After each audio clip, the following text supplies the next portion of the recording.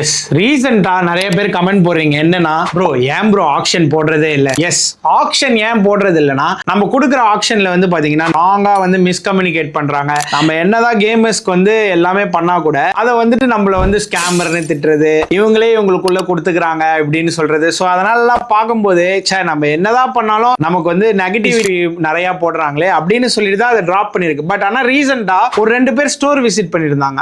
அந்த கஸ்டமர் என்ன சொன்னாங்கன்னா, ப்ரோ அவங்களெல்லாம் விட்டு தள்ளுங்க, நீங்க ஆக்ஷனை எங்களுக்காக கண்டக்ட் பண்ணுங்க அப்படின்னு சொல்லி சொன்னாங்க. சோ அவங்க சொன்ன ஒரு 2 வார்த்தை தான் வந்து ஆக்ஷனை ரீகண்டக்ட் பண்ணலாம் அப்படின்னு சொல்லி டிசைட் பண்ணிருக்கேன். பட் ஆனா என்ன டைமிங்ல பண்ணலாம், என்ன டேல பண்ணலாம் அப்படின்னு சொல்லிட்டு ஃபீட்பேக் கேட்கும்போது அவங்க என்கிட்ட ஃப்ரைடே சாட்டர்டே அரௌண்ட் 9 PM பண்ணுங்க ப்ரோ அப்படின்னு சொல்லியிருந்தாங்க. பட் அவங்க சொல்றது மட்டும் ஃபீட்பேக் இல்லாம நீங்க சொல்றதும் நான் ஃபீட்பேக்கா எடுத்துக்கிறேன். என்ன டைமிங்ல ஆக்ஷன் வைக்கலாம், அப்படி இல்ல ஆக்ஷன் உண்மையாலுமே வேணுமா, யாருன்னா பெனிஃபிட் ஆனீங்களா அப்படின்னு சொல்லி கமெண்ட் பாக்ஸ்ல கமெண்ட் பண்ணுங்க. திருப்பி நான் ஆக்ஷனை ஸ்டார்ட் பண்றேன். அதனால ஒரு 2 கேமர்ஸ் பெனிஃபிட் ஆனாலும் எனக்கு ஹாப்பி தான்.